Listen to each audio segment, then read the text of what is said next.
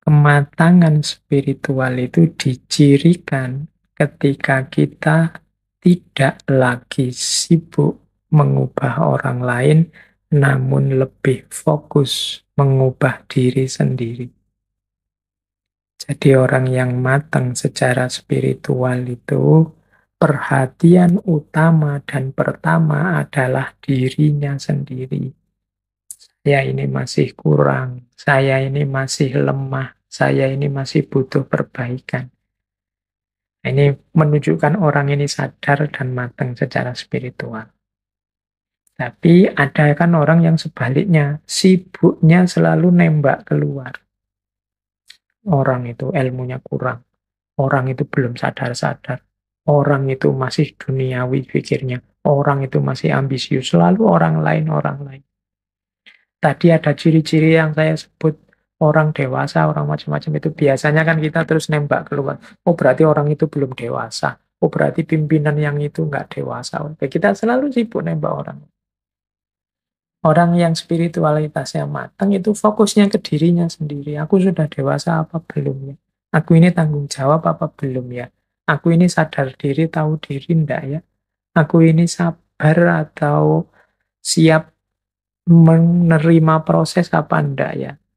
Dan lain sebagainya. Nah, orang yang lebih sibuk fokus pada perbaikan dirinya itu menunjukkan kematangan spiritual. Loh, apa menasehati orang untuk orang di sekeliling kita tidak penting, Pak? Penting.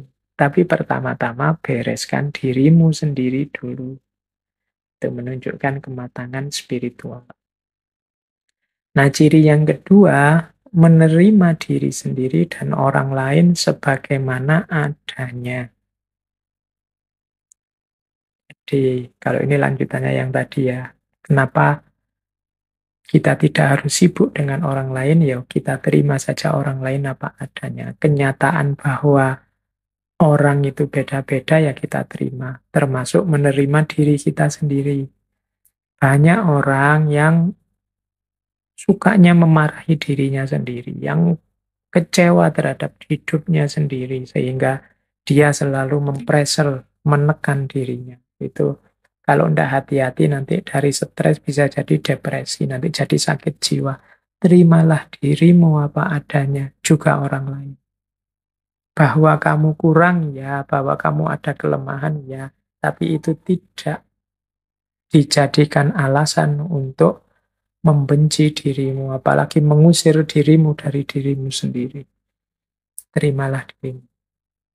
Dan juga orang lain. Orang lain juga harus kita terima sebagaimana adanya. Itu ciri kedua, berarti kalau sudah bisa menerima diri, menunjukkan kita sudah matang secara spiritual. Terus yang ketiga, tidak lagi membebankan beragam harapan kepada orang lain dan fokus untuk memberi atau berbagi. Orang yang matang secara spiritual itu tidak banyak membebankan harapan. Membebankan harapan itu, aku ingin engkau begitu. Aku butuh ustadz yang begini loh. Aku ingin dosen itu menurutku yang baik itu begini loh. Aku ingin punya teman itu yang ideal itu begini loh. Jadi kamu membebankan harapan-harapan, ideal-idealmu pada orang. Ini biasanya terus menyusahkanmu, membuatmu kecewa sendiri. Dan juga jadi beban hidupmu. Misalnya kamu punya ideal teman yang baik menurut saya itu Pak, 1, 2, 3, 4, 5. Jadi setiap kali ada teman baru, kamu bikin rapot untuk temenmu itu bahwa oh dia ini ramah tapi jarang mandi, oh dia ini menyenangkan sih kalau diajak ngobrol, tapi kalau ke warung mintanya ditraktir terus. Kamu bikin rapot terus untuk ideal-ideal. Ini namanya membebankan harapan kepada yang lain. Kemungkinan lahirnya kekecewaan. Ya pasangan ideal menurut saya ini Pak. Oh itu alamat nanti kalau kamu punya pasangan, kamu akan bikin rapot tentang pasanganmu. Sudah cocok apa enggak sama standar yang kamu buat. Nah, selain menyusahkan juga hanya akan jadi bebanmu. Semakin berat nanti hidupmu. Fokuslah pada memberi, berbagi. Coba kamu teliti dirimu, kamu cek kira-kira aku bisa berbagi apa pada orang lain, pada lingkungan sekelilingku. Mampuku memberi apa? Pak, kalau saya harta tidak punya, Pak. Saya punyanya tenaga, ya sudah. Sumbangkan tenagamu untuk kebaikan orang lain.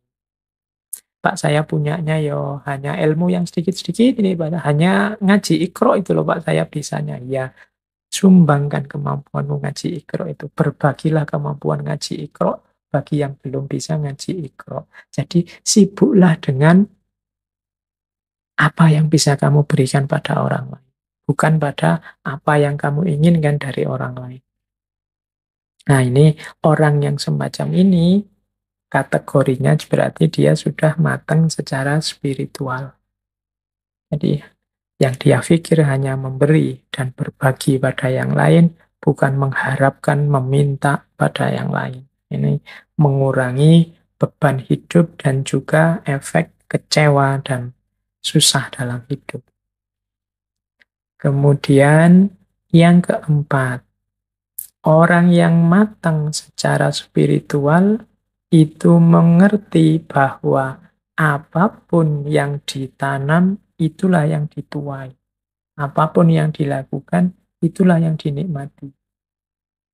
Jadi ini rumusnya orang hidup itu, فَمَن يَعْمَلْ مِثْقَالَ ذَرَّةٍ خَيْرًا يَرَهُ وَمَن يَعْمَلْ مِثْقَالَ ذَرَّةٍ شَرًّا يَرَهُ. Sekecil apapun kebaikan, akan kita nikmati hasilnya. Sekecil apapun kejelekan, akan kita nikmati juga efeknya. Orang yang matang secara spiritual ngerti benar rumus ini. Makanya dia hati-hati. Jangan sampai melakukan kesalahan sekecil apapun. Eman-eman nanti dengan panennya. Jadi itu ciri kematangan yang keempat. Jadikan ini rumus hidup. Apapun yang dilakukan akan dinikmati hasilnya. Karena hari ini kan kadang-kadang kita meremehkan tindakan-tindakan kecil yang menurut kita seandainya dosa itu ya dosa-dosa kecil. Alah Pak, cuma ngomong kotor jorok sedikit aja, enggak masalah. Yang lain efeknya keakraban yang muncul jadi luar biasa, Pak. Enggak masalah. Yo, memang sih kalau kamu lihat efek keakrabannya jadi luar biasa. Tapi bisa enggak kamu menjalin keakraban tidak dengan yang itu, yang kamu anggap dosa tapi kecil itu. Mbok nyari yang enggak ada dosanya. Kenapa? Karena sekecil apapun kekeliruan, kesalahan akan kamu nikmati, akan kamu panen hasilnya. Alah Pak, nanti tobat juga selesainya. Tobat urusan yang vertikal. Yang horizontal kadang-kadang tidak tersangka-sangka. Ada, kalau dalam bahasa Hindu ada karma pala. Jadi ada hukum timbal baliknya. Makanya penting bagi kita untuk hati-hati. Orang yang sudah matang secara spiritual biasanya ini sudah otomatis. Yang kelima, orang yang matang spiritual itu tidak sibuk memamerkan kepada dunia betapa diri ini benar atau baik. Nah, ini mungkin agak berat ya kalau kita hari ini. Hari ini kita dunia pencitraan, dunia medsos, Twitter, Instagram, Facebook, itu kan dunia pamer. Jadi hari ini kita tidak cukup jadi orang baik, tapi juga ingin dikenal sebagai orang baik, bahkan ingin viral sebagai orang baik. Ini sebenarnya secara tidak sadar kita membebani diri dengan tiga hal sekaligus yang berat. Menjalankan kebaikan itu ya sudah berat, tapi kita nambah beban lagi, memamerkan kebaikan. Oh, ini tambah beban lagi. Ingin menunjukkan. Itu pun kita masih membebani lagi, harus viral ini, harus banyak yang nge-like, banyak yang nonton, memviralkan kebaikan. Kamu capek-capek, tolong di-share ya, tolong ditunjukkan ke sana ya, tolong. Wis, harusnya bebannya cuma satu, melakukan kebaikan saja, kamu nambah jadi tiga. Ya sudah, tidak cerdas, tidak matang secara spiritual. Itu kalau versi ini loh ya, nanti saya jangan dimarahi. Saya cuma mengikuti teori ini. Betapapun memang memamerkan kebaikan itu bukan sesuatu yang positif. Bahwa orang melihat kebaikan yang engkau lakukan tidak masalah. Bahwa orang tahu engkau melakukan kebaikan tidak masalah, tapi jangan secara sengaja memamerkan kebaikan, menunjuk-nunjukkan pada orang lain bahwa kamu sudah melakukan kebaikan. Tapi saya niatnya, Pak, agar orang lain niru saya. Yo, alhamdulillah kamu kalau bisa niat seperti itu, tapi biasanya menata niat itu rumitnya luar biasa. Tidak sadar terselip-selip di situ kamu. Mungkin diam-diam ingin orang lain tahu bahwa kamu itu baik. Kadang-kadang, ya ndak cuma lewat medsos, kadang lewat omongan kan juga begitu. Ndak ada apa-apa, ngomong biasa-biasa, tiba-tiba kamu nambahin. Oh, waktu saya di Singapura dulu. Waktu saya ketemu Menteri Anu dulu. Oh, waktu kamu mamer-mamer jasamu, mamer-mamer kehebatan. Ini nanti nyambung dengan ciri selanjutnya, yaitu tidak sibuk mengejar persetujuan dan pujian orang lain. Ini ciri orang yang spiritualitasnya matang. Kita ini sering lebih direpotkan oleh kira-kira orang setuju enggak ya yang saya omongkan. Kira orang nanti saya dipuji enggak ya kalau melakukan ini. Kira-kira orang cocok enggak ya dengan yang saya lakukan ini. Jadi cocok tidak cocoknya orang, pujian atau celaannya orang.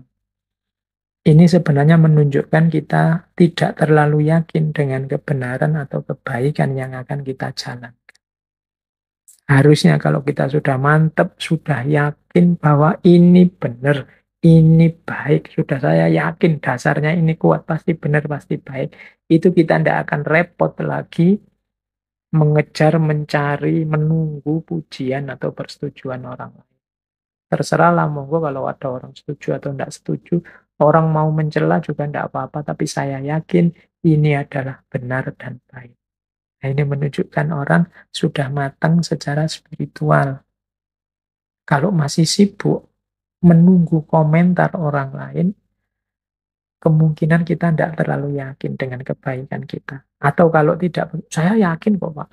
Tapi yo, kok masih nunggu? Nah, itu tadi mungkin ada unsur pamernya. Berarti kamu hanya ingin pamer saja. Ya, pamer juga bukan sesuatu yang positif. Sudahlah, bukan berarti kamu tidak boleh medsosan, tidak boleh upload di Instagram, Facebook, atau WA, monggo dilanjutkan, tapi tata batinnya dibereskan dulu. Semoga engkau tidak sibuk memamerkan kebaikanmu dan juga tidak sibuk mengejar persetujuan dan pujian orang lain. Karena ini nanti kontraproduktif dengan kematangan spiritual yang sedang kita bangun. Biasanya kalau orang mengejar pujian, kemudian yang datang itu celaan, itu moodmu langsung turun drastis, mengacaukan ritme ketenanganmu, bahkan nanti mungkin menghalangi jalan spiritual. Terus, tidak lagi membandingkan diri dengan yang lain, atau sebaliknya, membandingkan yang lain dengan diri sendiri.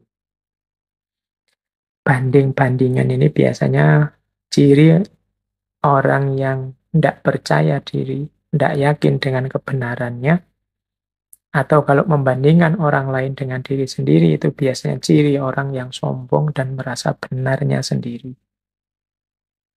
Begitu aku merasa benar, kan terus aku ingin orang lain seperti aku. Biasanya terus terjadilah membandingkan orang dengan dirinya. Mbok dia itu kayak aku ini loh. Mbok dia itu niru aku ini loh. Nah, itu membanding-bandingkan namanya. Atau dibalik, membandingkan diri dengan orang lain. Aku ini sudah cocok nggak ya dengan itu, dengan idolaku itu? Sudah sesuai nggak sih dengan yang selama ini aku puja-puja, sudah nyambung nggak sih dengan artis yang selama ini aku idolakan dan seterusnya. Ini menunjukkan tidak percaya diri. Jadi membandingkan diri dengan orang lain menunjukkan tidak percaya diri, membandingkan orang lain dengan dirinya biasanya menunjukkan rasa benar sendiri, kesombongan, keangkuhan. Ini juga jangan dilakukan. Orang yang sudah tidak sibuk lagi dengan perbandingan-perbandingan menunjukkan dia sudah matang secara spiritual. Oke, terus selanjutnya orang yang matang secara spiritual itu mampu membedakan kebutuhan dan keinginan. Dan selanjutnya mampu mengontrol keinginan. Jadi dalam hidup ini kita ini sering rancu antara kebutuhan dan keinginan. Makan itu kebutuhan, tapi nyari restoran mewah itu keinginan. Jadi yo minum itu kebutuhan, tapi harus merek minum tertentu itu keinginan. Mencari ilmu itu kebutuhan, tapi harus di kampus ini atau harus lewat ustadz ini atau harus lewat organisasi ini itu keinginan. Jadi bedakan dulu deh, mana kebutuhan, mana keinginan. Bukan berarti tidak boleh keinginan ini, tapi keinginan ini dikontrol. Kalau keinginannya yang baik-baik kan tidak masalah, yang mendukung kebutuhan. Saya Pak ingin makan. Nah, makan ini kebutuhan. Dan saya kok ya kebetulan idolanya angkringan, maka saya ke angkringan. Tidak masalah. Tidak ada jeleknya toh Pak ke angkringan, oke. Tapi mungkin ada keinginanmu yang tidak nyambung. Pak, saya ingin makan. Tapi saya kok ingin makan di restoran itu ya, yang satu porsinya 1 jutaan itu. Nah, misalnya. Lah terus uangmu berapa? Modalmu berapa? Itu kan penting. Kalau memang tidak seimbang antara sekali makan dengan hidupmu sehari-hari, ya keinginanmu yang dikontrol. Jadi bedakan kebutuhan dan keinginan. Pak, saya ini butuh hiburan, Pak. Hari ini kan semua punya HP. Jadi saya mau beli HP. Boleh. Berarti HP-mu itu kebutuhanmu. Nah, sekarang keinginan. Kamu ingin beli HP yang apa? Kamu ingin HP yang speknya seperti apa? Nah, itu harus dikontrol. Disesuaikan dengan modalnya, disesuaikan dengan tingkat kebutuhannya. Kamu butuh untuk komunikasi, apa butuh untuk main game, atau bahkan itu nanti disesuaikan dengan keinginannya. Modalmu berapa? Uangmu berapa? Dan seterusnya. Nah, ini mudahnya kemampuan untuk membedakan kebutuhan dan keinginan. Bukan berarti tidak boleh orang menginginkan sesuatu, tapi kemampuan mengontrol keinginan itu nanti salah satu bukti kematangan spiritual. Tidak semua keinginan kita harus terpenuhi karena kita ini manusia. Ada keinginan yang bisa dipenuhi, ada yang tidak. Bahkan ada keinginan yang pantas untuk diinginkan, ada yang tidak pantas untuk diinginkan. Tidak pantas dalam arti, ya belum waktunya, belum saatnya. Rumusnya seperti tadi ya, kita harus sadar diri dan tahu diri sebelum mancang keinginan. Oke, terus yang terakhir, ciri kematangan spiritual itu tidak lagi menggantungkan kebahagiaan kepada hal-hal yang material. Nah, jadi orang yang spiritualitasnya mantap dan matang, itu kebahagiaannya tidak tergantung pada hal-hal di luar dirinya. Saat ini juga, detik ini juga saya bisa bahagia. Apapun yang saya miliki, materi apapun yang nempel pada saya. Itu namanya tidak menggantungkan kebahagiaan kepada hal-hal yang material. Nah, ini bisa dicek lagi di sesi filsafat kebahagiaan. Itu hampir semua tokoh filsafat kebahagiaan yang kita angkat itu tidak lagi menggantungkan kebahagiaan kepada hal-hal yang material.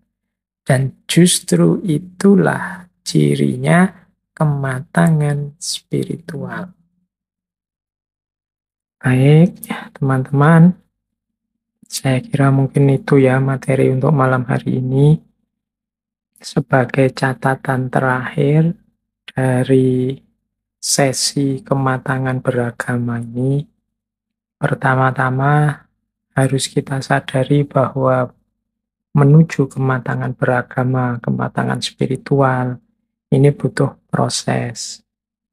Jadi, butuh waktu, butuh level-level tindakan, tingkatan-tingkatan yang harus kita daki. Tidak ada yang instan. Kalau saya bicara butuh proses, berarti juga butuh kesabaran, butuh istiqomah. Yo, saya sendiri juga tidak berani mengklaim saya sudah matang secara agama, sudah dewasa beragamanya, sudah matang spiritualnya. Tapi kita bareng-bareng berusaha. Termasuk ngaji kita malam hari ini, kan upaya untuk kita meniti jalan untuk semakin baik, semakin dewasa dalam beragama. Jadi tidak instan. Biasanya yang muda-muda itu kan pinginnya cepat, langsung. Saya ingin langsung spiritualitasnya matang, Pak. Itu biasanya terus tengah jalan ngelukro, tengah jalan susut semangatnya karena merasa, wah kok berat Pak, kok susah Pak ya. Karena apa-apa ada tangga-tangganya yang harus didaki. Kemudian yang kedua juga pasti tidak langsung sukses. Ada jatuh bangunnya, ada naik turunnya. Tidak apa-apa, dinikmati saja proses itu. Jangan marah-marah pada dirimu sendiri, apalagi menyiksa dirimu sendiri, tapi juga jangan terlalu memanjakan dirimu.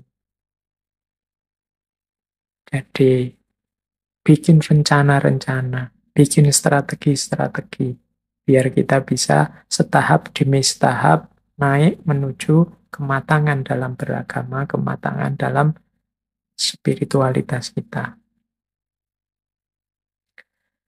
Jadi beragama itu, kalau di yang saya bawa ini ada 7 ranah. Yang ini harus kita jalani secara serius, jalani secara matang.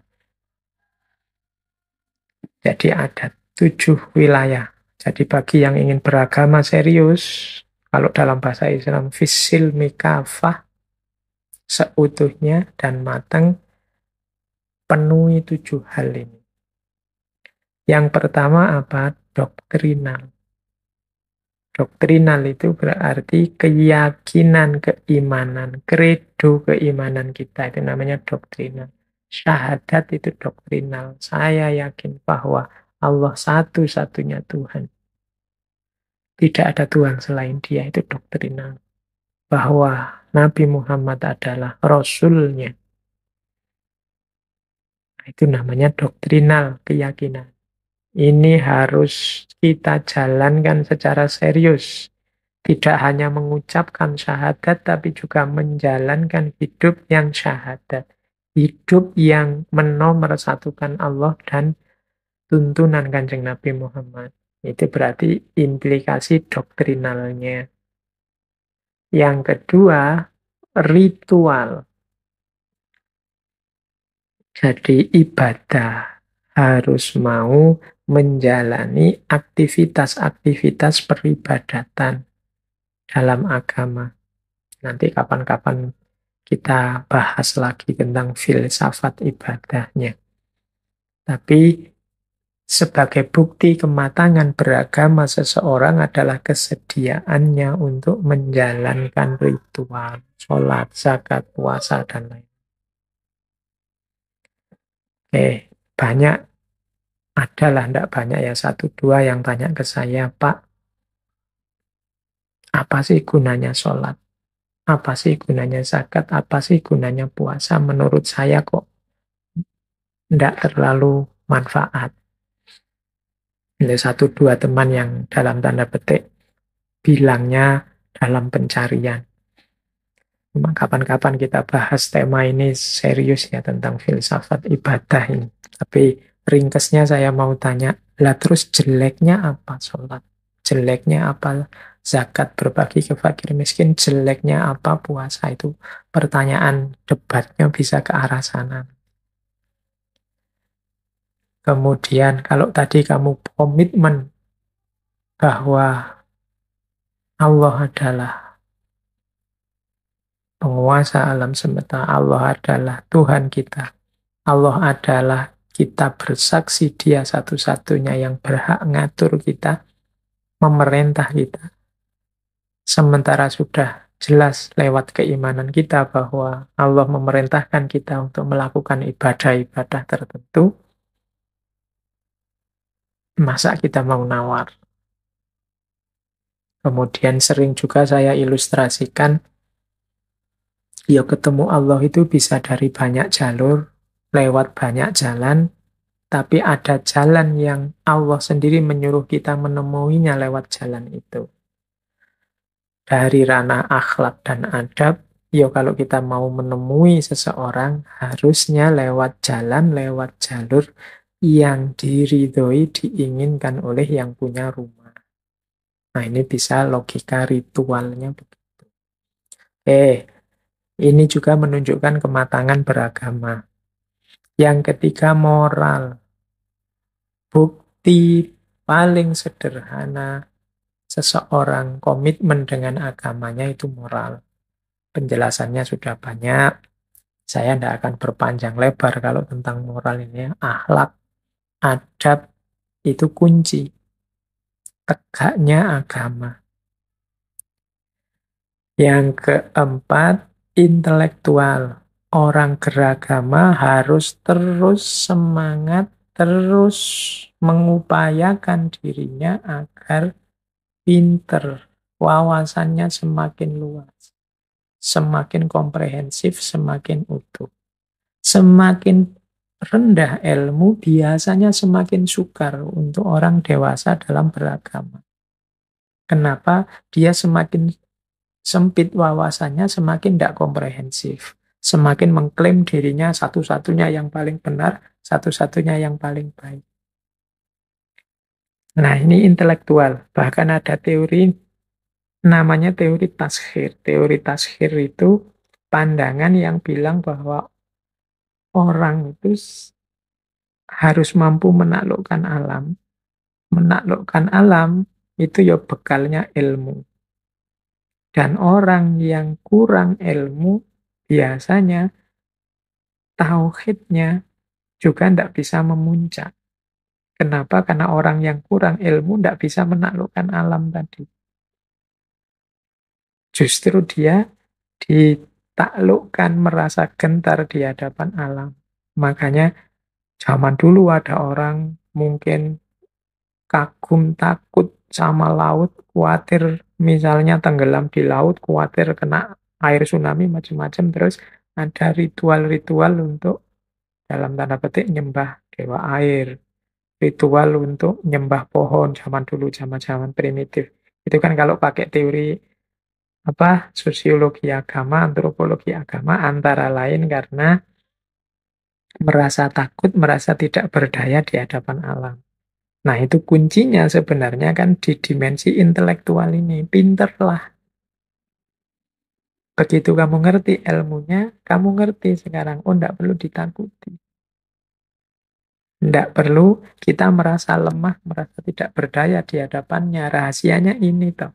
Nah, itu berarti untuk bertauhid sampai puncak kita butuh kekuatan intelektual.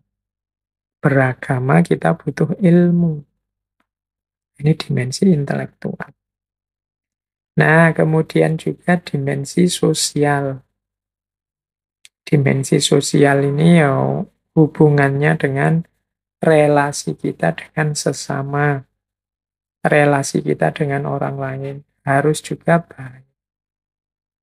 Karena agama kan bukan hanya urusan keyakinan kita, tapi ekspresi dari keyakinan kita. Nah, ketika kita mengekspresikan keyakinan itu kan berhadapan dengan lingkungan masyarakat, situasi sosial di sekeliling kita. Mau tidak mau, kita juga harus tuntas menjalankan tuntunan agama, tidak hanya di level pribadi, tapi juga di level sosial. Makanya ada istilah tauhid sosial. Bagaimana implikasi tauhid dalam kehidupan bersama. Orang yang matang keberagamaannya, ya aspek sosialnya biasanya juga baik. Ada banyak kisah, ada banyak hadis yang menjelaskan bahwa orang yang baik itu ya yang baik pada tetangganya, lingkungan masyarakat sekelilingnya. Jadi antara bukti keimanan, kematangan beragama itu kan banyak hadis-hadis itu kan la yu'minu ahadukum hatta yuhibba li nafsihi ma yuhibba li akhihi dan seterusnya. Jadi tidak beriman seseorang sebelum dia mencintai saudaranya sebagaimana dia mencintai dirinya sendiri, yaitu dimensi sosial. Jadi bukti matangnya, dewasanya keberagamaan aspek sosial. Kemudian ada dimensi asketik. Ya, ini dimensi asketik itu kita kenalnya di ranah mistik. Dimensi asketik itu seorang yang beragama, yang matang itu juga harus memperhatikan dimensi batin kehidupannya. Jadi dimensi batin hidupnya. Dunia diposisikan sebagai kendaraan, sebagai tempat untuk mencari bekal menuju kehidupan yang lebih sejati, yaitu kehidupan akhirat. Makanya dunia tidak dinomorsatukan. Cara hidup yang semacam ini namanya hidup yang asketik. Nanti penjelasannya banyak di sesi-sesi tasawuf. Pikiran-pikiran para sufi. Ini kehidupan yang coraknya asketik. Ini juga salah satu ciri kematangan beragama. Beragama kok kedunian, beragama kok ambisius saja, mikir dunia saja, ya belum terlalu dewasa. Dan yang terakhir aspek estetik. Kalau diterjemahkan dalam bahasa Arab mungkin aspek estetik ini aspek ihsannya. Berhubungan dengan yang indah-indah. Beragama yang tidak asal jalan, tapi juga memperhatikan kesempurnaan keindahannya. Kita ya nutup aurat, tapi kalau waktu nutup aurat, waktu sholat, yang baiklah, yang indah. Mungkin pakai baju yang enak dilihat, dikasih parfum biar yang sekitarnya tidak bau, itu aspek estetik. Baca sholawat, baca sholawat, tapi untuk lebih indah, pakai nada-nada yang nyaman didengar, dengan suara yang enak, lembut, dan seterusnya. Itu aspek estetik. Memberi orang sodako, sodako, tapi cara memberinya mbok yang indah.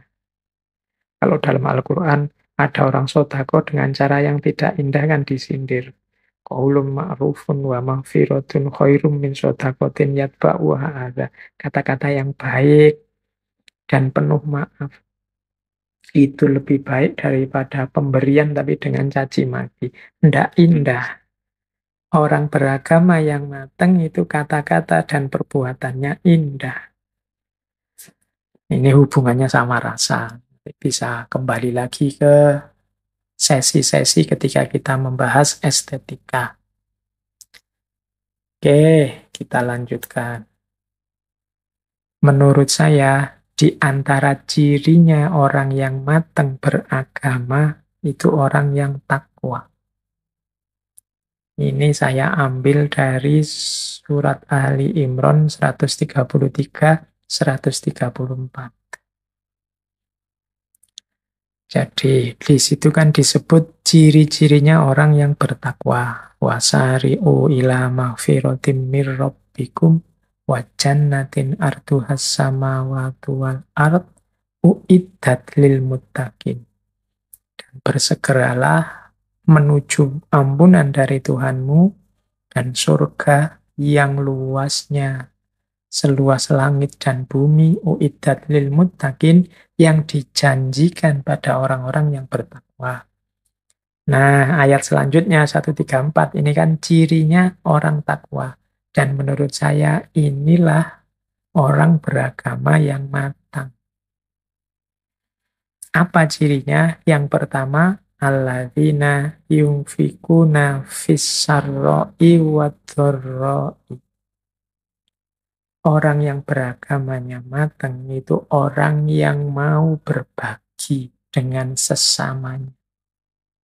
Baik dia dalam kondisi longgar, mampu, maupun dalam kondisi sempit. Jadi orang yang beragama matang itu orang takwa. Ciri pertamanya, mau berbagi. Yunfikun itu infak, mau berbagi. Jadi orang yang pelit, orang yang egois, orang yang tidak peduli dengan sesama, dia tidak bertakwa sekaligus keberagamaannya belum matang. Kemudian ciri kedua, wal kadhiminal ghaidh, orang yang bisa menyembunyikan kemarahannya. Ini sama dengan tadi orang dewasa itu mampu menahan dirinya. Jadi menyembunyikan kemarahan itu dalam rangka seandainya kita dirugikan orang, dikecewakan orang, marahnya dipending dulu. Karena marah itu kan sering saya jelaskan itu kondisi gelap. Biasanya kalau orang marah itu marah karena kesalahan. Ketika kemarahan itu dilampiaskan, lahirnya kesalahan yang baru, kekeliruan yang baru. Kita marah karena dizolimi orang, kemudian kemarahan itu kita lampiaskan, biasanya lahirnya kezoliman yang baru. Maka wal kadhiminal ghaidh. Ini kata-kata wal kadhiminal ghaidh ini menunjukkan bahwa manusiawi orang itu bisa marah. Tapi tahanlah dirimu untuk tidak serta-merta melampiaskan kemarahanmu. Karena kondisi kemarahan itu kondisi yang ketika akal gelap, pandangan kita gelap. Jangan sampai kita marah, kita kecewa terhadap satu kesalahan, satu kezoliman, akhirnya kita tidak perhitungan, lahirlah kesalahan kezoliman yang baru. Maka orang yang matang beragama itu wal kadhiminal ghaidh, mampu memendam kemarahannya. Kemudian wal afina anin, orang yang punya daya maaf kepada manusia yang lain. Jadi orang yang pemaaf, hatinya luas, pikirannya luas. Mampu memaklumi kesalahan-kesalahan. Wal afina aninas, mampu memaafkan. Ini penjelasan detailnya seperti apa permaafan itu bisa dicari di sesinya ngaji filsafat yang tentang permaafan. Saya tidak akan ngulang, nanti kalian mengeluh lagi. Sudah pernah Pak dijelaskan. Ya, saya tidak panjang lebar, kamu cari ketika bagaimana mulia dan utamanya memaafkan. Salah satu cirinya orang beragama. Kemudian, wallahu yuhibbul muhsinin. Wallahu yuhibbul muhsinin itu berarti Allah mencintai orang-orang yang berbuat baik. Ihsan tadi. Itu di antara orang yang matang dalam beragama itu orang yang ihsan.